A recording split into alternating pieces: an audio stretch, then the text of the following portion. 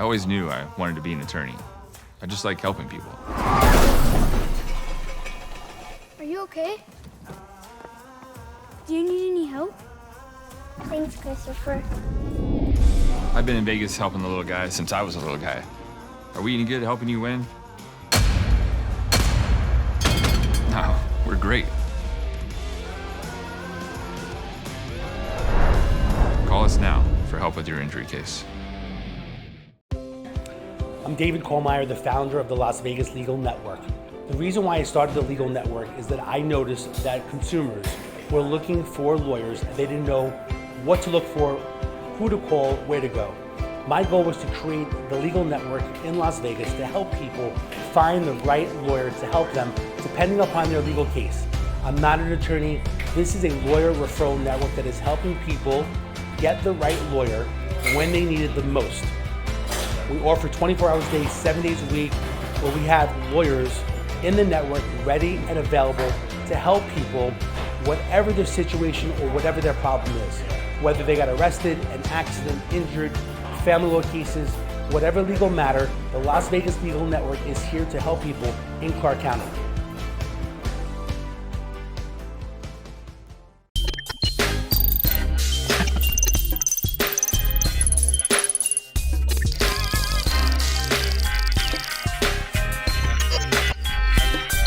And the other person could have, let's say, a red mark or a scratch.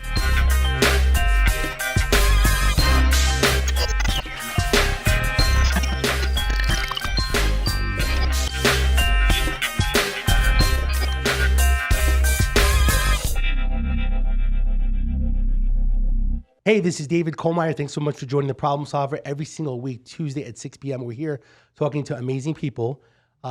We have a beautiful co-host, Beja Rivera. Thanks so much for co-hosting today. Thank you so much for having me.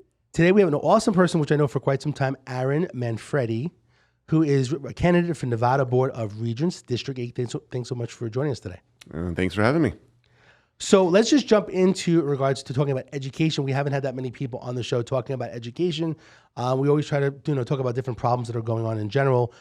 I think at this point in time, the biggest problem I find is that most people see all these signs out there. Vote for me, vote for me. I don't even know who to vote for. What am I voting for? And I think a lot of people don't know what a Board of Regents does specifically with the school. So why don't we just jump in, Aaron? Tell us exactly what this position does. I know you're very passionate about education. You're trying to get this position. There's a few other people in competition. Tell us about this position. Let people know about it.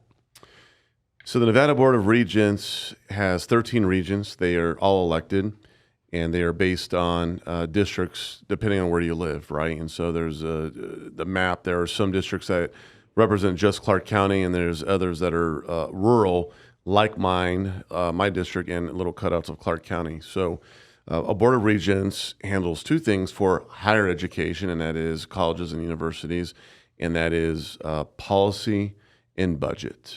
Is the best way to remember it.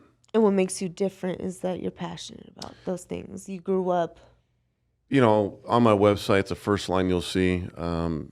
Education changed my life, and it changed my life forever. So I've always been passionate about education, also being a former educator and having education, locally educated. So yes, education I'm extremely passionate for.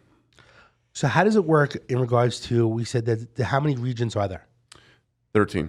Okay, so the 13 are broken up. Explain a little bit how it's broken up, that people that are voting for you, it's because where you live. Explain to the regular people, just do not know. We think they know, but they don't.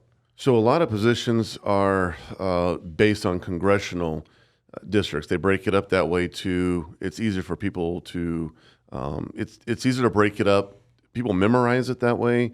It's easier to keep track, but the regions are kind of opposite of that. So to know where you, who you're voting for or what you can vote for is your sample ballot that you get in the mail.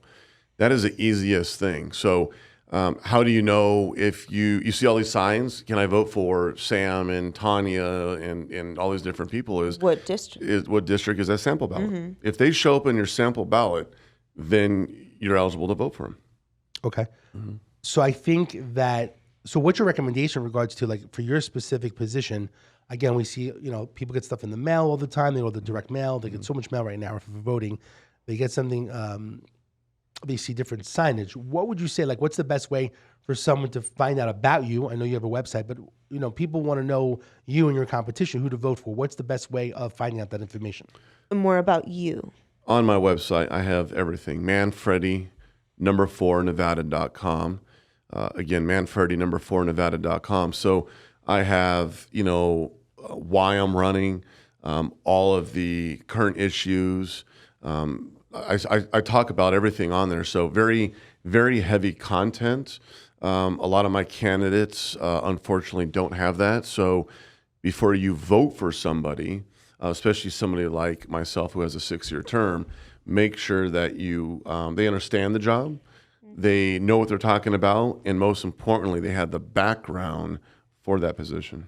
The person that actually had the position for the last 6 years, what happened with that person? She is not running, so she would be eligible to run for a second 6-year term, and she has decided not to run. Okay, interesting. So it's all new people that are going for the specific spot. It is a open seat, correct? Open seat, okay. In regards to the region, in regards to what they do specifically, you mentioned, again, policy and budget. Explain a little bit more about that. So the presidents and the executive team run each campus. The chancellor oversees all the presidents and the chancellors and the provosts. Okay, so right now we don't have a current chancellor. The chancellor then reports to the regents. The regents are basically the government body of the higher education. That's where the buck stops. So whenever a lot of that stuff is already decided, and then when they meet, it's voting yay or nay on it. They have committees that they're assigned to: workforce development, finance committee, public safety, or campus safety. And that's where a lot of the work is actually done, the meat and potatoes of it, because now you're dealing more directly with a more defined, subject matter. And then you go to vote on it. And so the budget is all the money. Here comes the money from the legislative money. You're trying to decide where it's going. Every president has their idea of where they want it to go. But at the end of the day, the regents will decide ultimately where it's all, the different categories it goes into, or the areas. And all this, in regards to the regions, it's all, what is it? It's the 2 colleges, right? It's 8 institutions. So we have UNR, UNLV, the 2 universities, a state college, Nevada State College, and then we have the community colleges. Okay, so it just covers the higher level education. Yeah, in regards to budget and policy. Colleges and universities, state and 1 state college, yeah. Okay, and these are what, elected or appointed? What's your thoughts in regards, because I think there was a little bit of a controversy. Should these be elected positions? Should be appointed? Should be hybrid? What are your thoughts about that? The people need to be heard. They should always be represented by a representative. So I am not a fan of appointed boards. They become strictly political. So I like the idea of a hybrid board. And I've spoken to governor candidates about it. I like the idea of a bipartisan legislative committee, 3 Republicans and 3 Dems, and to decide the qualifications and the standards for somebody who's interested in being, I want to say appointed, but chosen for the board. So what the hearsay she say. Exactly. And then the tiebreaker in that would be the lieutenant governor to decide. The goal is to have the governor stay out of it so it's not political. It's interesting because I never even thought about like hybrid or appointed or elected in regards to this particular position, and every position is a little bit different, I guess. So it's interesting your perspective. But you have quite a role, yeah. Yep. I really appreciate you kind of educating us a little bit, because as I said, most people I just don't know anything about, even they see region. Again, I honestly myself have been here all these years. I really wasn't really sure, and I'm not like a voting fanatic. So I mean, I appreciate you explaining it, and to the viewers and the listeners, I think it's important, and people need. I should vote, go out and be more. I should really be doing the research beforehand. I think I'm always waiting to the last day for election day. Anyway, when we come back in a quick minute, I want to talk a little bit about safety in regards to the school, especially with the active shooter situation that took place, in several different states, vaccination for the future if something else pops up, and then just salaries in regards to the professors that are in the schools to get even better professors, even though the professors are great now. But how do we improve our school system in general? So we'll be back in a quick minute, and let's talk about those issues.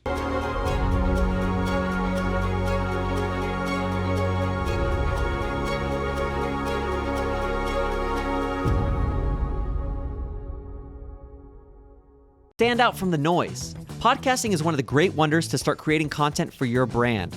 At Sticky Pod Studios, you have a professional studio with audio and video podcasting capabilities to hit every angle of your market. We have in-house editors who are ready to create micro pieces of content from your podcast to post on social media as well. You come in, sit down, and we handle the tech. It's that simple. Visit our website or DM us on Instagram at Sticky Pod Studios. See you soon. That was weird. It happens all the time. I always knew I wanted to be an attorney. I just like helping people. Are you okay? Do you need any help? Thanks, Christopher. I've been in Vegas helping the little guy since I was a little guy. Are we any good at helping you win? No, we're great. Call us now for help with your injury case. Hey, this is David Colmeyer. Thanks for coming back for the Problem Solver Show. Today we have Aaron Manfredi, who's running for candidate for Nevada Board of Regents, District 8. A question that we have, a few things that are kind of the hot topics right now, vaccination, safety, salaries, education, all that good stuff in general. So I wanted to bring a few questions up in regards to that. So tell me, the first thing is this. Right now, the active shooter situation that took place in the elementary school, how do you feel that the higher level education system is, these colleges? How do you feel safety in regards to people going to school for an education, specifically in this state? Mm-hmm. I feel very confident that we have a very well-trained police force on our campuses. We also have our supporting law enforcement. So, here locally, we got Metro and City of Henderson or North Las Vegas. So I feel very confident. Again, I'm not there to fully understand exactly what's going on. I'm just, outside looking in. But having that experience and talking to the officers and, the executive members of our college, police departments, I feel very confident. Now, the only thing is that a college campus is very large. It's a lot of ground to cover. So, a hot topic is, do we allow students to carry on campus, conceal, or professors? And I just want to say that I do support that. I think in Texas it's like that, right? We talked about that. Yeah, I believe so. Yeah, I believe. So you feel that CCW or you don't feel I'm not a fan of a hip hugging campus. It brings a lot of attention that's unneeded. So for concealing purposes, obviously somebody goes through a background check. Somebody has to qualify with that weapon. And so by concealing it, the purpose of it is not to be shown, right? Obviously conceal. So I believe that the more people we have on campus that have those things, the more protected that I would feel. On campus, we have a lot of retired law enforcement, current law enforcement, military. And, I know a couple of professor friends that are considered gun experts. It's a hobby of theirs. So we need more protection. And once somebody knows that protection is there and that is approved, the reason why a lot of these people are doing this is for attention. As long as the media keeps covering it the way it is, it's not going to stop. And I don't care what it is that you do. So they're always going to find the holes in it. So, once somebody knows that, oh, wow, I'm going to go on campus and there's a lot of people that are booted and suited, it's a deterrent. They might think twice about doing it. I don't even know the law right now in regards to the schools. Are they allowed? Like if I go to UNLV, can I have my CCW in a classroom? You are not allowed to have weapons on campus. Yeah, not in your technically speaking, not even on your vehicles. Obviously, people do. So you're not allowed to have them on campus. But that's something that you can technically policy, right? That could be absolutely, yeah. So when you say decision. Yeah, when you say the regents, we're setting policy and budget, so that's a policy thing, right? So if we all agree upon it, the rest of the board, and it's something that we support, then the next stage is setting that policy, for a CCW. And again, I do support that. Are you allowed to bring that to how does that work in regards to the process of being a regent? Like I say, you know what, I want all the students, if they have a CCW and it's licensed and so on, I want to vote on that in regards to because there's 13 regents in total. Right. So you're one of them. How do you bring that up? Well, you have to stay in your lane and you have to follow chain of command, right? For those that were in law enforcement like ourselves in the military, that is a must, right? So you need to go to the president of each campus and say, hey, listen, I'm thinking about, do you support it? the last thing you want is a president and their executive team Walking or you a out. chancellor, right, not supporting, because then you're on your own. So, it's a regent's job to bring it up, mention it. The president then needs to support it and start creating that policy so the regents can officially vote on it. That's what that job is. Okay.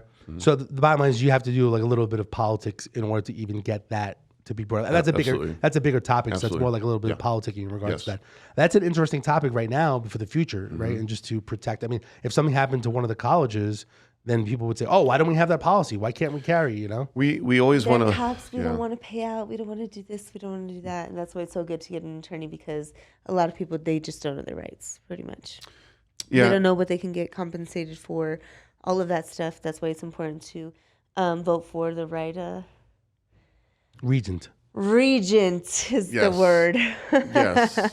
Because you'll be making those effective changes in certain Absolutely. ways. Yeah, you need those that are going to be pit bulls, and you need those that are going to That's what I support meant. initiatives like this. There's a lot of my candidates who are not big gun persons, and I always say this: we're always first to be Monday morning quarterback, right? It's a coaching term.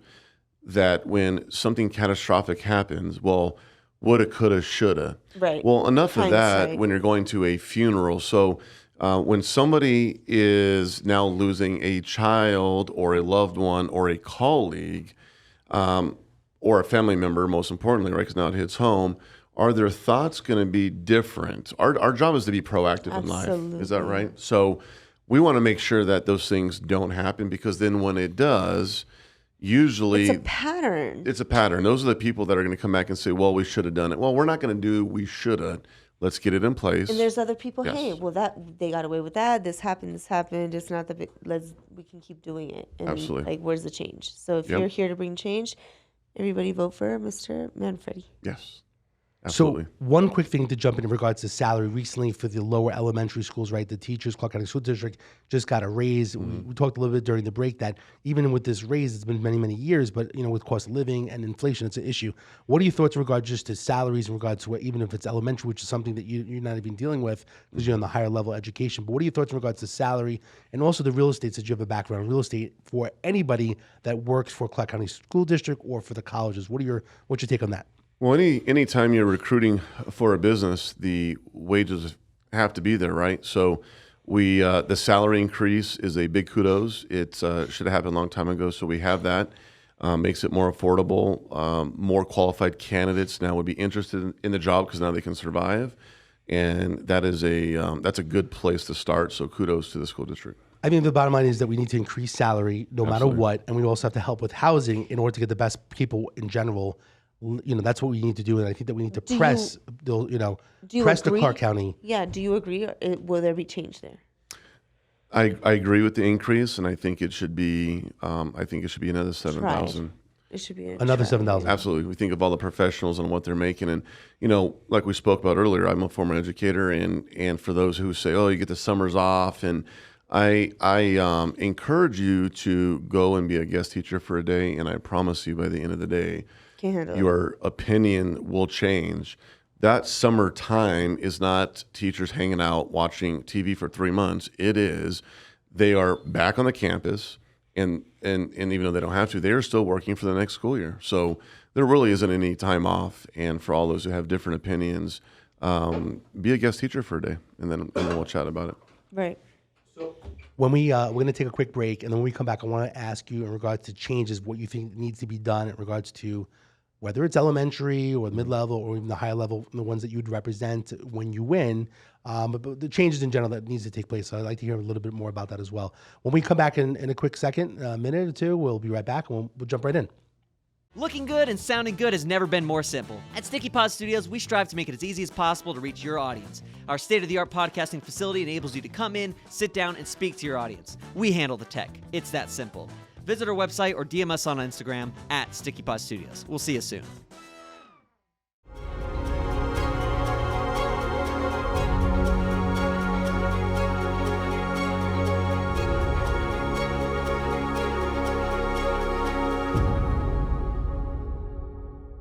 Hey, it's David Colmeyer, the Problem Solver. Welcome back. Again, Aaron Manfredi running for Nevada Board of Regents, District 8. We're finishing up the third section of the Problem Solver show. So quickly, ideas to change in general. What would you be doing differently once you win this position? Because I believe you're going to win it, and we're going to hope that you win it. So we're going to make it happen. We're going to will it and make this thing a reality. So what are you going to do for change-wise?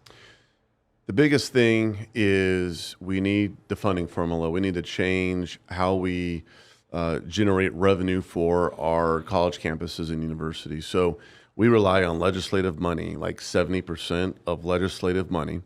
We need business persons like myself that has a business mentality to build on our college campuses and secure long-term leasing. We are in the business of giving land away, trading it off, and we need to build business parks, movie theaters and office space. Instead of putting our staff on those, we need to lease those out to the business world. And so Arizona State does an amazing job at this. They used to rely on the legislative budget like we do. They are now at about 6 or 7% of state money.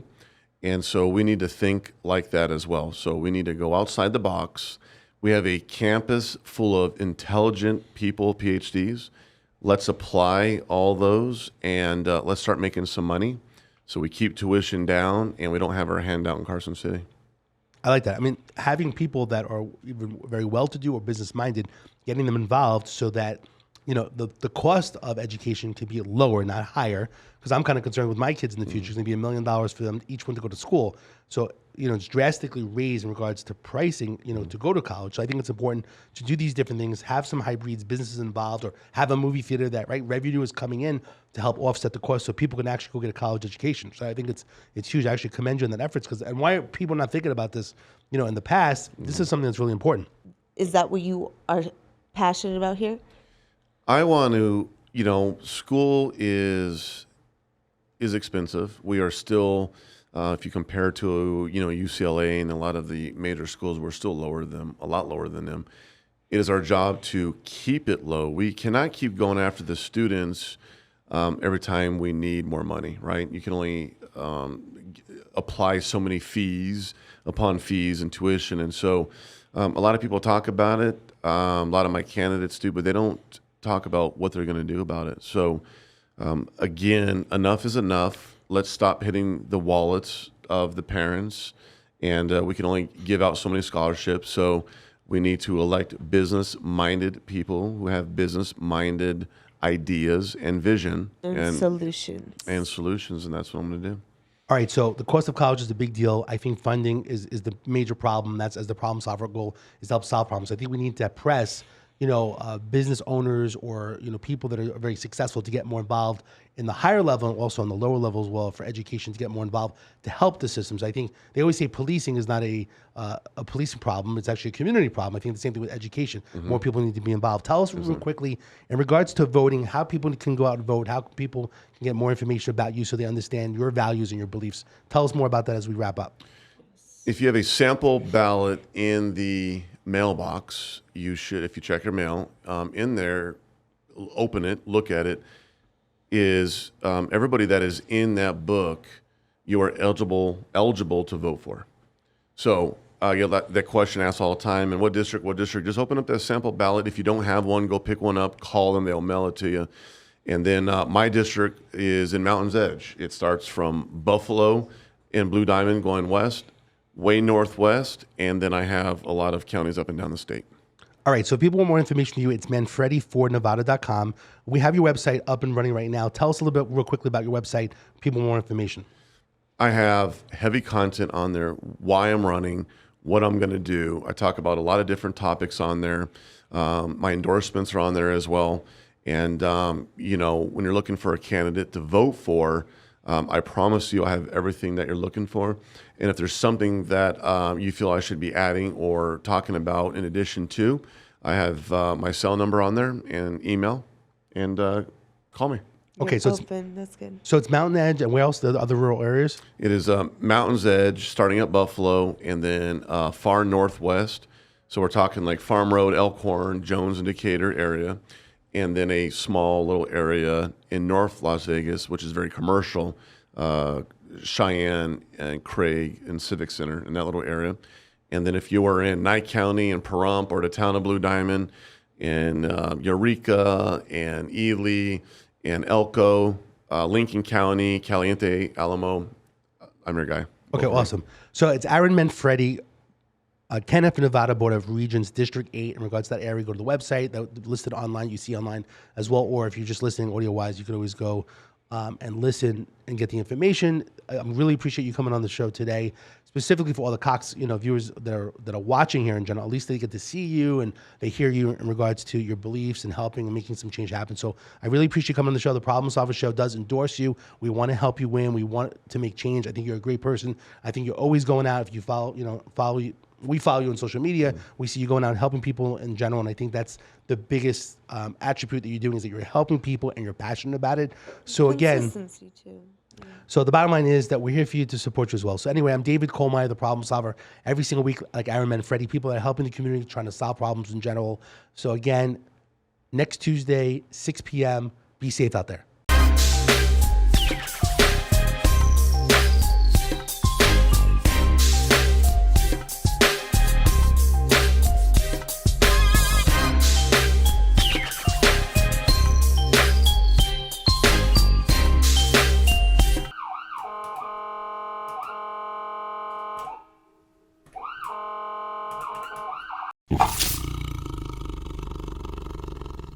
I always knew I wanted to be an attorney. I just like helping people. Are you okay? Do you need any help? Thanks, Christopher. I've been in Vegas helping the little guy since I was a little guy. Are we any good at helping you win? No, we're great.